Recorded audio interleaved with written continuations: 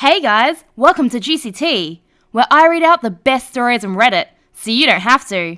The funny, shocking, and satisfyingly juicy. Today's Crazy Karen Tuesday, where we encounter Karens in the wild. Posted by OKTwist1984. My neighbour cut down our shared privacy fence to prove a point. I, 39 female, and my husband, 43 male, bought a house 10 years ago. We had one child at the time, now 15 non-binary. Our nightmare next door neighbour was there before we were. Our neighbourhood is a HOA, and not a very good one at all. But that's a story for another day.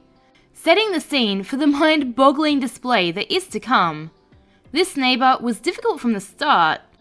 We're not really social, and my neighbours aren't either, so there was no meet and greet cookie swap with any of them. The first time I met this man, early 50s maybe, was when he showed up on my porch about a month after moving in to tell me that he'd seen my 5-year-old child step onto a corner of his yard, and I needed to keep my child off his grass. No introductions, told me his message, turned around and walked off, before I could even acknowledge what he'd said. After that, I told my child to make sure they stayed on our property and considered the matter closed. The first time a bull went over the fence, I walked over to his house, carefully staying off the grass, and requested the bull back. The second time it happened, I wasn't home. I drove up to a passive-aggressive note on my door and the bull on my porch. The note stated that this would be the last time, and if it happened again, not to come over, as he would destroy the item. These two incidents were not close together. My child was very careful with their toys, but apparently, this was too much for him. This is just a sample of the things we had to deal with from day one. When COVID hit, my husband got sick within the first month. I closely followed as I was his caregiver, though I was careful and I still got it. It turned into long COVID for both of us, and we're still suffering the side effects years later. We happened to get sick on our lawn mowing week, so our poor lawn wasn't tended to for almost a month. The grass got higher and higher, though not in an extreme. My pit bull didn't disappear into the yard or anything. It was a long recovery, and thankfully my in-laws took our child, but they were unwilling to help with anything else, inside or outside our home. As though even our grass had the plague. I didn't blame them. We were very grateful for all the help we did receive. 3 days before our plan to try and tackle the yard together, I received an email with a picture of our back garden and the overgrown grass from our HOA, with a complaint and a demand to immediately mow the lawn or prepare to be fined. I was bewildered as to how this photo could even exist.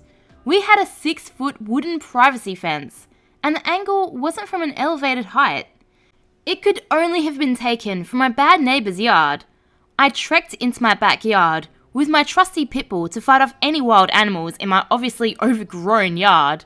Sure enough, part of my fence had been cut and pulled down.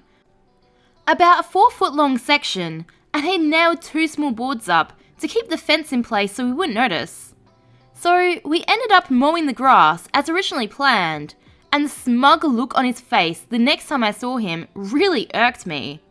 I ended up filing a complaint with the HOA and showed pictures of our cut-out fence and that it was a safety hazard to our dog. He had deliberately cut through the beams so it couldn't just be repaired, and he was forced to replace the entire side of the fence that he shared our yard with. He tried to fight it and say that our yard was affecting his, and he was forced to take drastic action. But that in itself ended up being an admission of what he did. I sure hope it was all worth it to him. Sorry this ended up being so long. Every time I look at his house, I'm reminded of this incident, and we didn't have any more problems after that. Why do they even care if you can only see your lawn by creepily peering over your fence? Our next post comes from the MaliciousCompliance subreddit, posted by SquidlyMan150. I don't want to distract my classmates. There was a girl at my high school who wasn't in my grade but was in one of the same classes I took. She had some kind of cancer or tumour. I don't know the specifics, but she had to have a couple brain surgeries, leaving giant scars all over her head. She lost her hair from the medication as well. She just wanted to experience high school like everyone else when she felt well enough to go. I remember her being so excited after wig shopping one weekend. The next Monday, she walked into homeroom with some big bright Dolly Parton hair. She looked awesome. You could tell she felt good too, which is what matters to us. This was a doable hairstyle if you had a couple hours and lots of patience. The teacher wasn't having it. She tried to explain. We all tried to explain as much as possible without getting too into her business. The teacher wouldn't listen and demanded she take it off, not hearing us all trying to explain the cancer situation. We were all mad at her. She just smiled, took it off, and sat back, ready for class. The look on the teacher's face. I think she said something along the lines of, "I don't want to distract my classmates with my new hair. I'm sorry." The teacher couldn't focus, just kept losing her place and staring at her, and the giant bright red scars. Wig or not, we thought she looked beautiful anyways. Many of us went to the principal before the bell even rang. Bullying a cancer student? Oh, this teacher's in trouble. Our next story comes from the pettyrevenge subreddit. Posted by iamNomNomAwesome. I reported my annoying neighbour until he moved. I just want peace and quiet and to be left alone. I'm in my late 20s, live alone, and I really hate kids. My neighbourhood is a group of separate houses without yards. They're spaced close together. I lived here for about 5 years myself, and it's perfect. Everything I ever wanted. No yards to take care of, and no kids running around making noise. The houses share a large T-shaped cement driveway, and none of us have ever interacted with each other. We come and go, stay quiet, and mind our own businesses.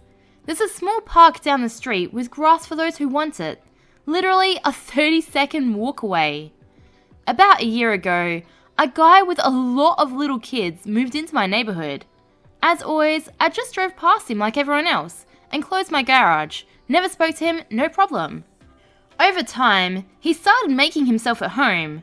He'd park his large truck in the motor court, which has a sign saying it's illegal because it's a fire lane.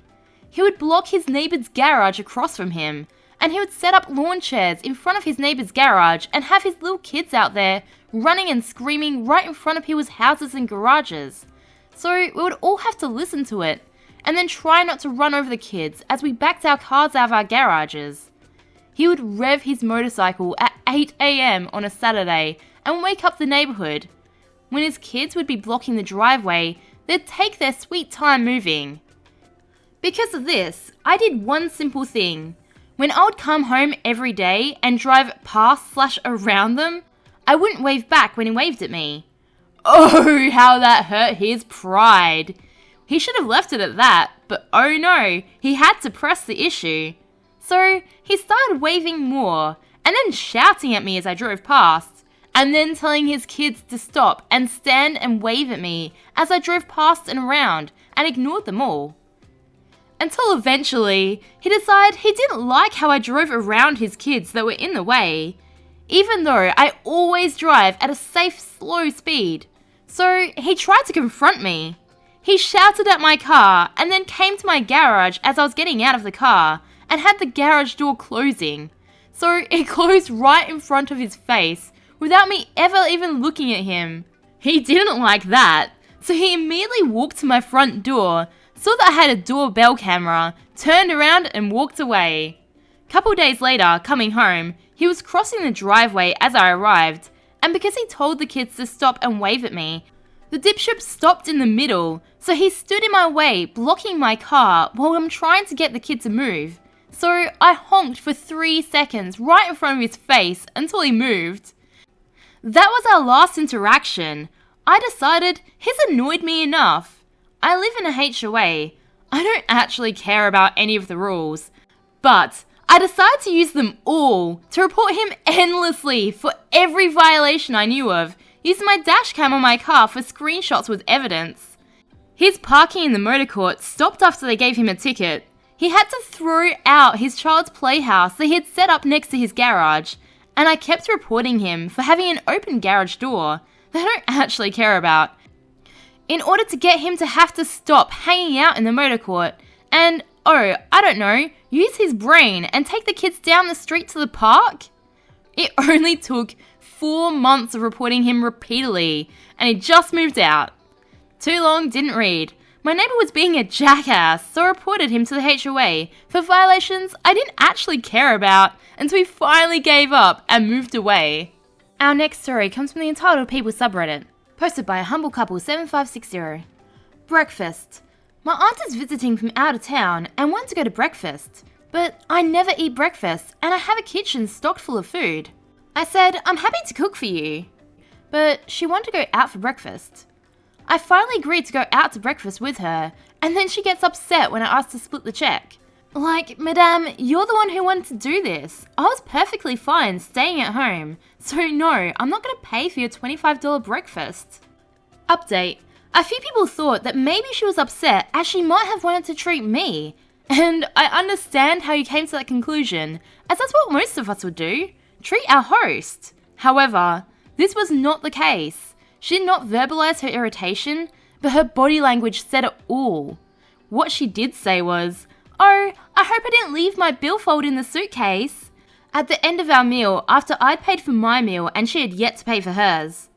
After several minutes and the waitress coming back to confirm we didn't want any to-go drinks or anything else, she finally states, "Oh, I guess you're waiting on me," and finally fishes a card out of her bag to pay.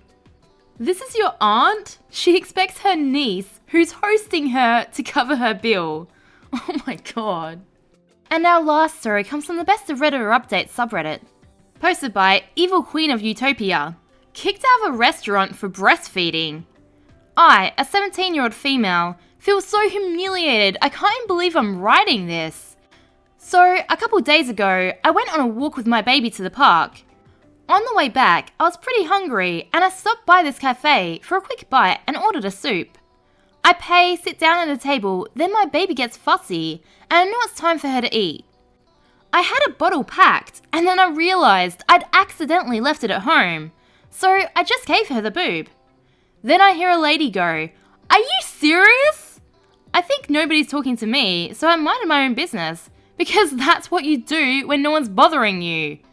Then I felt someone harshly tapping on my shoulder, and the same lady going, "Excuse me?" Annoyed that someone's hitting my shoulder, I turn around and go, "Excuse you?" Karen's like, "That's inappropriate, you need to stop." And I'm like, "Stop what?" She says, "Are you effing stupid?" "Of course you are, that's probably why you have a baby so young." That was a good one, I'll give her that. She says something about this being a public place, and she doesn't like that I'm exposing myself in front of her husband, who's sitting at the table next to us, watching his wife act stupid. She says I should go to the bathroom to take care of it, and I shouldn't bring a newborn baby. My baby is obviously too big to be a newborn, out in public anyway, because of the corona. She wasn't even wearing a mask, and was all up in my face, so was obviously not that concerned about corona. I'm not going to go to the bathroom because it's weird, and I'm not leaving because I'm waiting on my soup. I tried to politely tell her I'm not leaving, and if she's worried about corona, she should back up away from me, and my baby, and everyone can mind their own business like normal people. She says, "Okay then, I'm telling." How mature. She walks off and I look over at her husband, and he says, "You should be more modest." I just cringe at him and look away because I'm not going to argue with a grown man. Ugh. The manager eventually comes over and says I need to stop or leave. I'm kind of mind blown because I thought kicking someone out for breastfeeding was illegal, but apparently not. I said, "Well, she's hungry and she's going to cry if I stop, and I'm not leaving because I'm waiting on my soup," which they said would take 20 minutes because there's something going on. And at this point, there'd be about 15 minutes left, so can I get a refund? He said they don't do refunds, but he can give me restaurant credit, like a gift card or something. But I'm definitely not going back there, so I'm not going to need that, and I just left. Karen mumbled a few things about me being a slut to the manager, and I told her to shut up. Then she started screaming, but I walked out the door before I could hear any more of her tirade about me, and the manager stopped her from following me. I'm in Los Angeles, by the way, which isn't really conservative, but yeah, my first experience with a Karen.